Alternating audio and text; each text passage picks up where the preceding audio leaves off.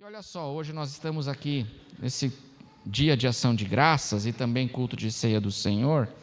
E aí eu quero convidar você para você abrir a sua Bíblia em João capítulo 11, Evangelho de João no capítulo 11, nós vamos ler do verso 1 ao 15.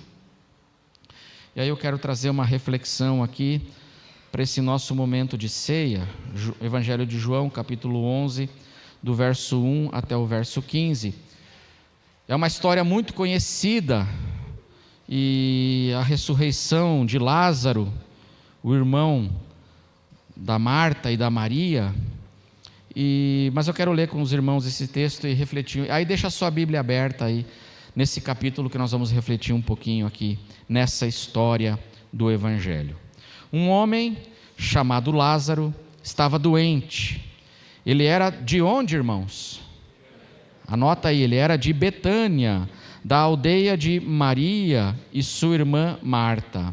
Esta Maria, cujo irmão Lázaro estava doente, era a mesma que ungiu o Senhor com perfume e lhe enxugou os pés com os seus cabelos. E essa história João vai contar agora no capítulo seguinte a esse aqui, tá? Essa história da Maria adorando Jesus com perfume e enxugando os pés com os seus cabelos. Verso 3, por isso as irmãs de Lázaro, porque ele estava muito doente, né? As irmãs de Lázaro mandaram dizer a Jesus: aquele que o Senhor ama está doente. Ao receber a notícia, Jesus disse: essa doença não é para a morte, mas para a glória de Deus, a fim de que o Filho de Deus seja glorificado por meio dela. Ora, Jesus amava Marta e a irmã dela e também Lázaro. Quando soube que Lázaro estava doente, ainda se demorou 2 dias no lugar onde estava. Depois disse aos seus discípulos: vamos outra vez para a Judéia. Os discípulos disseram: mestre, ainda há pouco os judeus queriam apedrejá-lo, e o Senhor quer voltar para lá? Jesus respondeu: não é verdade que o dia tem 12 horas? Se alguém andar de dia, não tropeça, porque vê a luz deste mundo, mas se andar de noite, tropeça, porque nele não há luz. Tendo dito isso, acrescentou: nosso amigo Lázaro adormeceu, mas vou para despertá-lo. Então os discípulos disseram: Senhor, se ele dorme, estará salvo. Não entenderam nada os discípulos, né? Verso 13. Jesus falava do que, irmãos? Da morte de Lázaro, não de sono, de dormir, mas da morte de Lázaro. Mas eles pensavam que tivesse falado de repouso do sono. Então Jesus lhes disse claramente: Lázaro morreu. Vamos ler juntos o verso 15? Vamos ler juntos? Por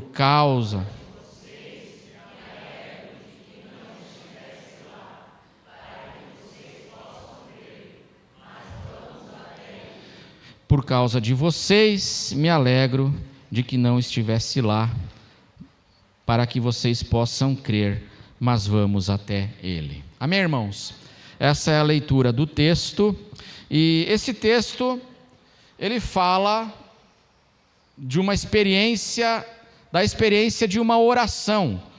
O texto diz que Lázaro estava doente, e as irmãs Marta e Maria, diz aí no verso 3, que elas mandaram um recado para Jesus, dizendo: aquele que o Senhor ama, o Lázaro, ele está doente. E o que é orar, irmãos? Se não, é fazer exatamente isso, é a gente mandar os nossos recados para Jesus, né? E dizer: olha, Senhor, estou com um problema aqui, eu estou com uma crise aqui. E quando uma crise entrou na casa desses 3 irmãos, as irmãs então mandaram um recado para Jesus, dizendo: olha, o Lázaro está enfermo, Senhor, aquele que o Senhor ama, ele está doente, pedindo o socorro de Jesus para aquela situação. Esse texto fala de uma experiência de oração, mas também esse texto fala de uma experiência de desapontamento. Por quê?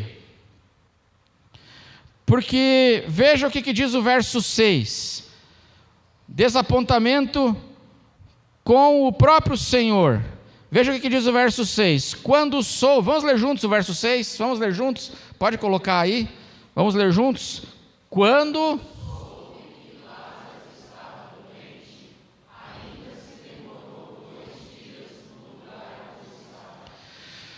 Então, elas têm uma urgência, elas mandam um recado para Jesus, fazem uma oração, pedem socorro, auxílio, mas Jesus faz o quê? Jesus fica em silêncio. Jesus fica 2 dias no lugar aonde ele estava. E diz a palavra de Deus que Jesus não estava longe daqui. Se você ler o capítulo anterior, você vai perceber que Jesus também estava em Betânia. Só que Betânia do lado de lá do Jordão. Tinha a Betânia do lado de lá do Jordão e a Betânia do lado de cá do Jordão. Tem a Betânia depois do rio Tietê, sabe como é que é? E a Betânia do lado de cá do rio Tietê.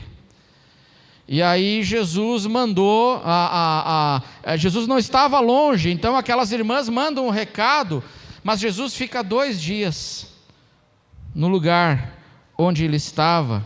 Aí eu pergunto para você, querido irmão, amigo, você que está aqui hoje, você já teve que lidar com o silêncio de Deus? Você tem uma pressa, você tem uma urgência, e você já teve que lidar com o silêncio de Deus, com a demora de Deus, porque Jesus demorou para chegar. O Lázaro estava doente, Jesus não vem, a febre dele começa a aumentar, Jesus não aparece, Lázaro morre e Jesus não apareceu.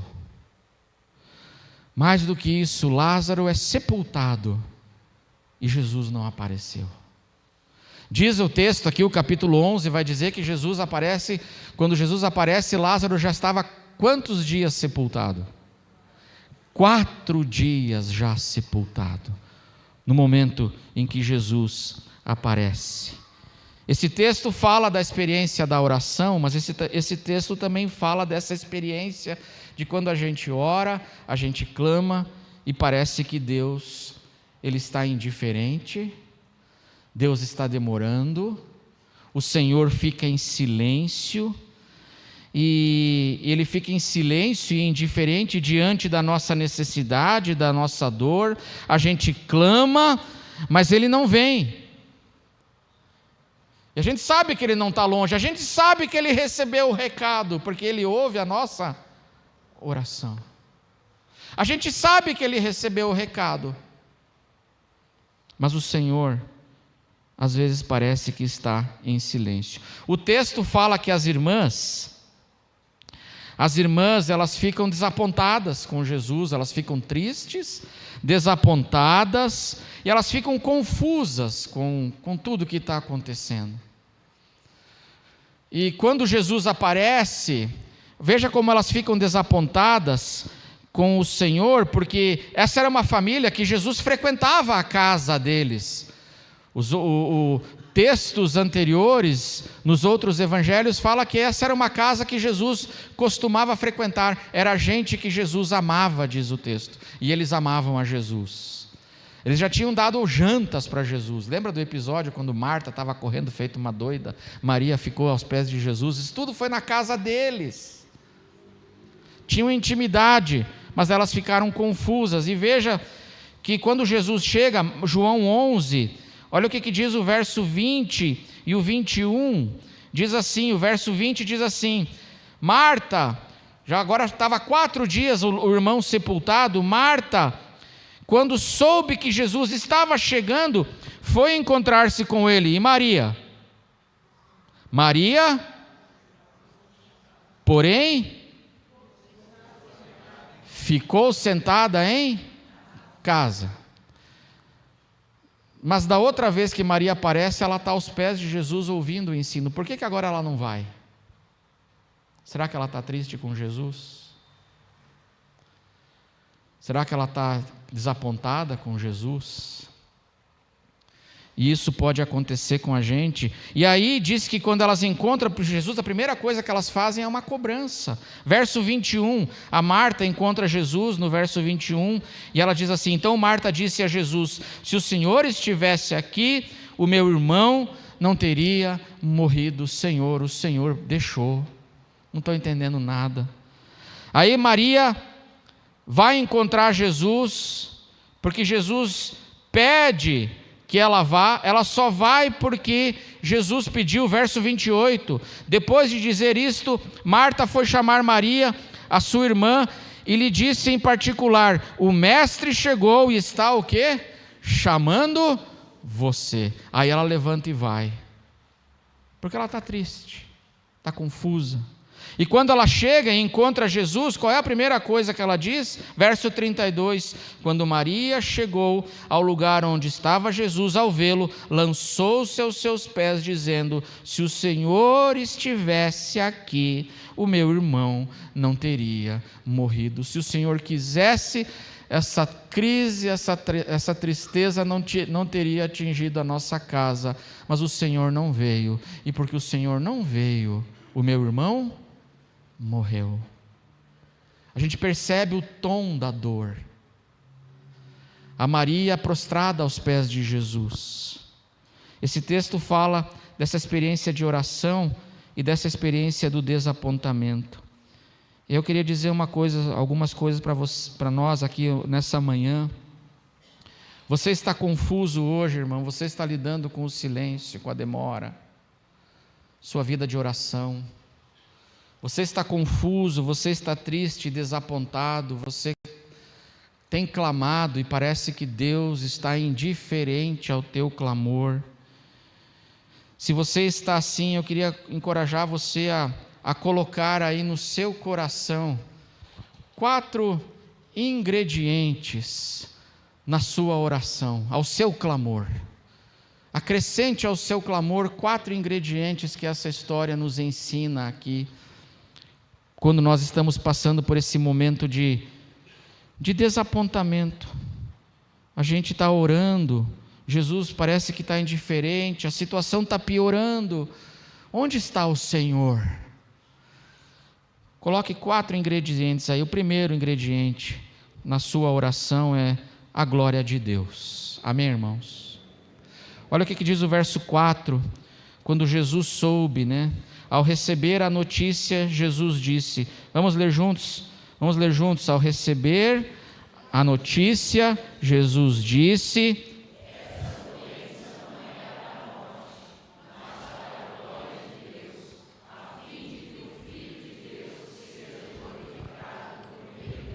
amém, irmãos?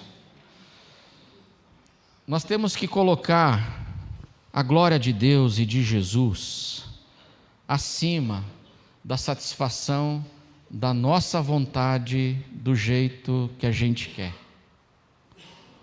A glória de Deus e de Jesus, ela tem que estar em primeiro lugar na nossa vida. Os interesses de Deus e de Jesus precisam estar em primeiro lugar. Essa doença, essa crise não é para a morte, mas é para a glória de Deus e para que o Filho de Deus seja glorificado por meio dela. E esse é um desejo que eu e você precisamos colocar na nossa vida e fazer crescer no nosso coração. Antes da minha satisfação, eu preciso querer que a glória de Deus se manifeste e que Deus seja glorificado através até da minha crise, até da minha situação, que o nome de Jesus seja glorificado. É difícil, não é, irmãos? Colocar em primeiro lugar a glória de Deus e não a satisfação da minha vontade. É fácil, mas é o que esse texto nos ensina a fazer. Nós temos que aprender a dizer, meus irmãos, dizer isso que diz o texto aqui. Nos colocarmos diante de Deus e dizer: Senhor, que tudo isso que está acontecendo comigo, do jeito que está acontecendo comigo, seja para a glória de Deus. a fim de que o Filho de Deus seja glorificado por meio desta doença, desta crise, dessa demora, dessa situação. Senhor, que o teu nome seja glorificado através disso. O Senhor tem propósitos e eu me rendo, Senhor, a esses propósitos.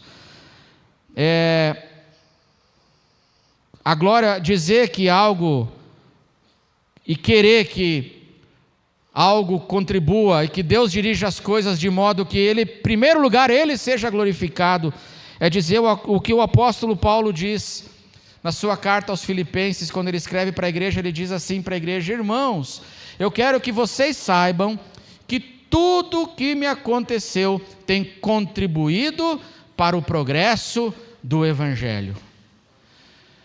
Tudo o que me aconteceu. E o que aconteceu com Paulo? Naufrágio, perseguição, condenação. Ele estava preso em Roma injustamente.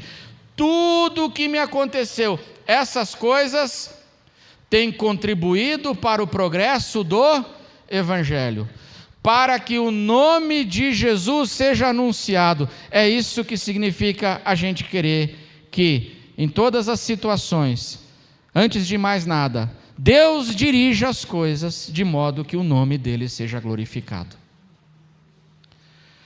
Então, você está confuso? O primeiro ingrediente que a gente tem que acrescentar ao nosso clamor, à nossa oração, é a glória de Deus.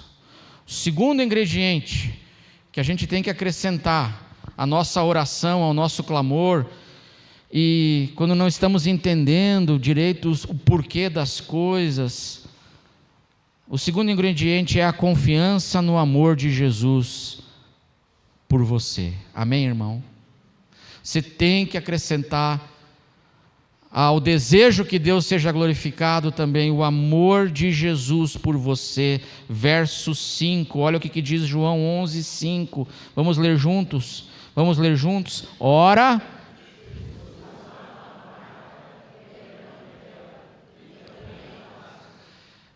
e permitiu acontecer. Não é curioso?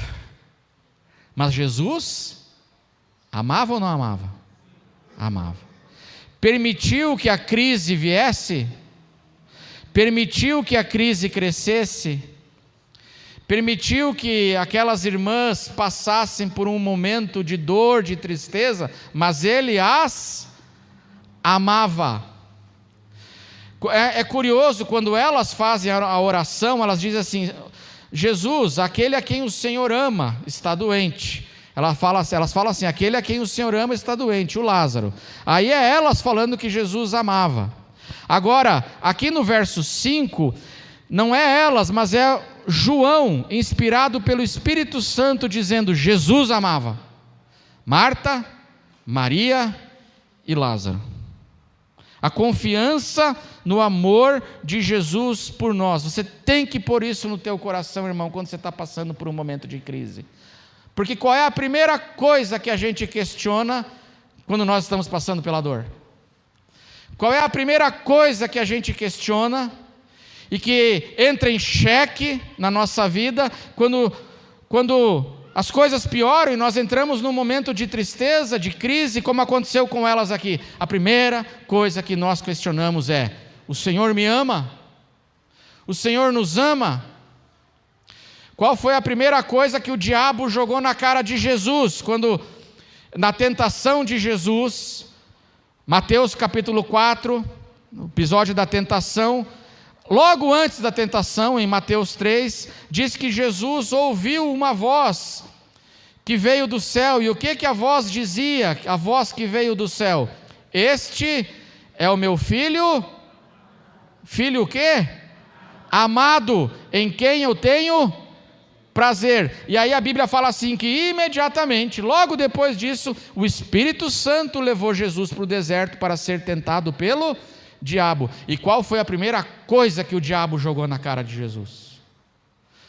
40 dias de jejum no deserto, 40 dias de escassez, um período longo de espera. Estou esperando e o meu pai não está vindo. Estou esperando. 40 dias, diz a palavra de Deus. E aí aparece o diabo. E ele joga na cara de Jesus, a primeira coisa é: se és filho. Se você é um filho amado mesmo, como ele falou, 40 dias lá atrás, você ouviu a voz, você é um filho amado. E aí qual é a primeira coisa que o diabo questiona quando a gente está passando pelo deserto, pela demora, pela escassez, pela crise? Você tem certeza que você é um filho amado? Mas eu acho que você não é não, hein? Porque um filho amado não passa por isso que você está passando aí. Então, o segundo ingrediente, quando nós estamos confusos, nós estamos orando, estamos passando por um período em que parece que Deus está em silêncio, está demorando.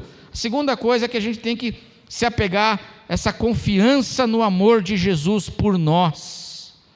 Porque o texto diz aqui que apesar dessa crise, Jesus amava eles. Jesus te ama, meu irmão. E Ele sabe exatamente o que está acontecendo com você.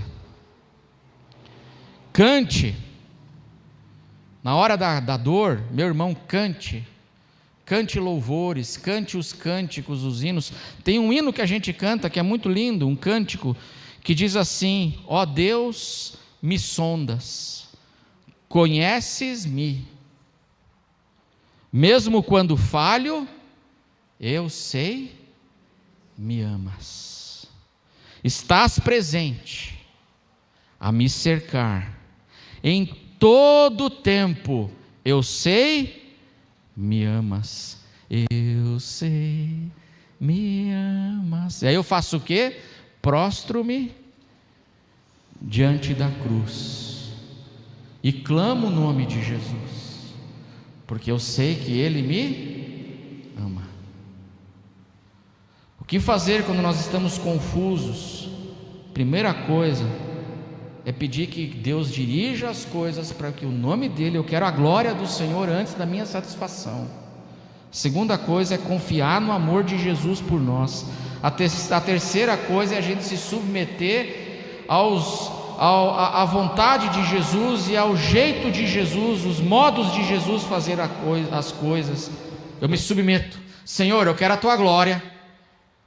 Eu sei que o Senhor me ama, então eu me submeto a Ti. Ao quê? Ao tempo do Senhor e ao jeito do Senhor fazer as coisas. Porque o Jesus demorou. Jesus demorou. Mas eu me submeto. Eu me rendo, Senhor, porque eu quero a Tua glória.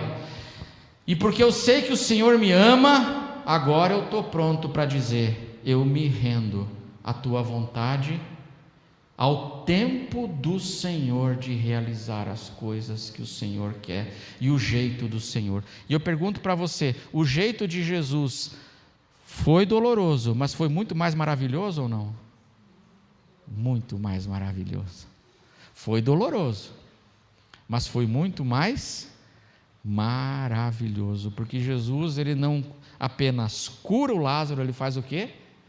Ele ressuscita Lázaro de entre os mortos para mostrar para o mundo inteiro que Ele é a ressurreição e a vida. Jesus tinha propósitos muito maiores e eu tenho que entender isso, que na minha vida Ele me ama, mas Ele tem propósitos muito maiores e eu me rendo a isso. É isso, meus irmãos, que significa adorar. É isso que significa adorar. O que significa adorar? Adorar na Bíblia, adorar é um gesto que ele é sempre acompanhado na Bíblia por um gesto da gente fazer o quê? Se curvar.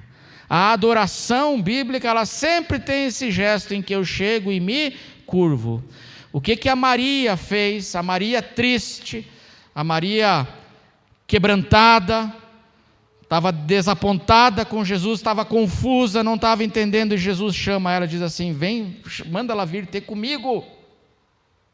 E aí ela vai, e qual é a primeira coisa que ela faz quando ela chega diante de Jesus? Diz que ela se joga aos seus pés, E em adoração, prostrada, ela derrama o coração e diz: se o Senhor tivesse aqui, o meu irmão não teria morrido. Meu irmão, se derrame diante de Deus. Derrame, se curve, se renda. E você pode se render chorando como Maria, lamentando como ela, mas se renda, adore. Você está confuso? Se coloque diante dos pés de Jesus. É por isso que eu acho interessante que, quando Jesus ensina a gente a orar, Ele não ensina a gente a orar em público. Porque oração em público, tudo isso é importante, faz parte do nosso culto. Tudo isso é importantíssimo. Mas Jesus manda, quando Jesus ensina a gente a orar, Ele manda a gente fazer o quê? Entra onde? No teu quarto. E aí tem um detalhe aqui do Evangelho que sempre me chama a atenção. Ele fala só, não basta entrar no quarto, tem que fazer o quê? Fechar a... Não é curioso? Por que Jesus manda a gente fechar a porta? Para a gente ficar sozinho, como Maria, diante dos pés dele, prostrado, se rendendo, dizendo assim: Senhor, eu não estou entendendo nada, mas eu vim para te adorar e me render com lágrimas aos teus pés. E eu vou render, Senhor, tudo a ti. Que o Senhor execute do jeito que o Senhor quiser as coisas. Isso é importante, irmãos. Submissão. A gente tem que pôr submissão. Isso é importante porque a gente gosta de dar ideia para Deus, não gosta? A gente não gosta. Quando a gente ora, você dá ideia para Deus? Senhor, toca no coração daquela pessoa do convênio lá, Senhor. E que essa semana, Senhor, em nome de Jesus, Ele ligue, Ele libere, Senhor, o exame. Essa semana, tem problema orar assim?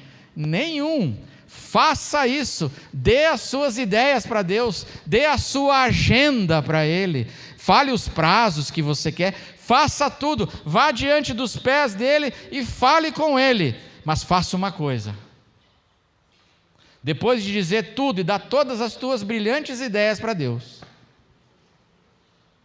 que você acha que seria o melhor, depois de você fazer tudo isso, se renda e adore a Jesus. E diga: Senhor, seja feita a tua vontade e não a minha. E seja feito no teu tempo, Senhor, não no meu. Do jeito que o Senhor achar melhor. Porque, irmãos, essa história ensina uma coisa. Parece que Jesus estava em silêncio, mas Ele não estava. Naquela espera e naquela demora, muita coisa estava acontecendo. É que eu não estou vendo, mas muita coisa está acontecendo no poder de Deus. Agora, na tua vida, você não está vendo, se renda, adore, entregue para Ele, faça como Maria, vai e se jogue aos pés de Jesus, e entregue para Ele. E em quarto lugar, o quarto ingrediente, que você tenha na sua oração, faça o compromisso de fazer a sua parte, amém? Você põe a glória de Deus em primeiro lugar, você renova a confiança de que Jesus te ama, e aí você se rende e diz: seja feita a tua vontade, do teu jeito, Jesus. E aí você faz um compromisso de fazer também a sua parte nesse processo. Porque quando Jesus chega, Jesus aqui, quando Ele vai fazer o milagre, e não estava atrasado. Jesus estava atrasado ou estava na hora certa? Estava na hora certa. Na hora certa de Deus é sempre a melhor hora. Atrasado para nós, mas do ponto de vista de Jesus, na hora certa. Aí Jesus vai fazer o milagre agora finalmente. Ele pede ajuda. Jesus vai fazer o milagre e Ele pede cooperação. Verso 39, veja aí o que diz o texto. Vamos ler juntos o verso 39. Então Jesus ordenou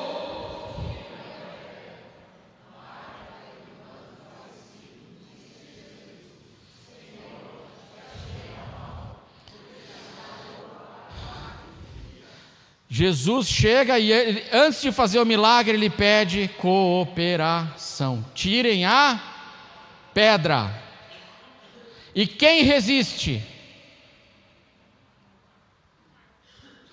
Quem resiste a esse pedido de Jesus de me ajuda aí, me ajudem, tirem a pedra? Quem é que resistiu ao pedido?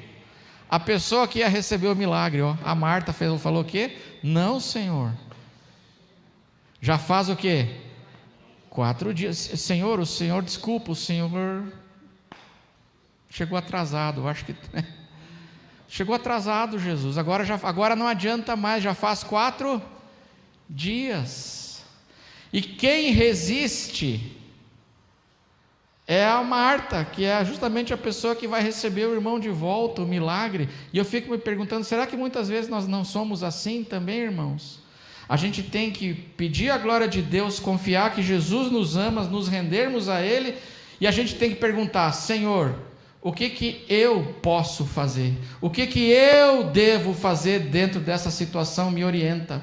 Que pedra que eu preciso tirar? Eu preciso ir no médico? Eu tenho que fazer a minha parte. Eu preciso tomar o remédio. Eu preciso fazer o tratamento. Eu preciso parar de comer bacon. Amém, irmãos? Preciso parar de comer bacon. Não adianta eu ficar só orando assim: Senhor, desentope as minhas veias. Mas o Senhor vai falar assim: tira o bacon, tira a pedra, tira o bacon. O que você tem que tirar aí da tua vida, irmão? Eu fico me perguntando assim: será que às vezes é Jesus que está demorando? Ou sou eu que estou demorando também a fazer a minha parte, a ligar para quem eu tenho que ligar, fazer o tratamento que eu preciso fazer, conversar com as pessoas que eu preciso conversar? Será que não sou eu que estou demorando? E eu preciso acrescentar então a minha oração, se eu estou desapontado, o compromisso também de eu fazer a minha parte e perguntar para o Senhor: Senhor, o que eu preciso fazer para cooperar contigo nesse milagre? O que eu preciso fazer? Amém, irmãos? Você está confuso? Está esperando? Está triste? As coisas não têm acontecido do jeito que você queria, sonhou, a tua expectativa, não estão acontecendo assim? Então hoje, meu irmão, peça que Deus seja glorificado acima de tudo, põe a glória de Deus nessa situação, que o Senhor seja glorificado, dirige para o Senhor ser glorificado, renova tua confiança no amor de Jesus, adore a Jesus hoje, se renda a Ele e pergunte: o que eu preciso? Tem algo que eu preciso fazer? Eu preciso fazer? Tem alguma pedra que eu preciso tirar? Senhor, me dá graça para eu tirar. Eu não quero ficar resistindo àquilo que eu preciso fazer. E toda essa história termina em adoração, no capítulo 12. No capítulo 12. Elas que estavam no capítulo 11 desapontadas, no capítulo 12 agora elas vão chegar em adoração. E diz que Maria, aquela que estava mais desapontada, agora no capítulo 12, ela se joga aos pés de Jesus, derrama o seu perfume aos pés dele em adoração e enxuga os pés com os cabelos. O que eu quero dizer hoje? Irmãos, hoje nós estamos aqui na ceia do Senhor, porque o capítulo 12 vai para a ceia na casa de Simão. Toda essa história desemboca na mesa, e diz que eles fizeram uma ceia, como nós aqui, e nessa ceia, eles adoraram o nome de Jesus. Você está no capítulo 11, quero convidar você hoje então para vir para a ceia. A ceia, se sentar à mesa e adorar o nome de Jesus.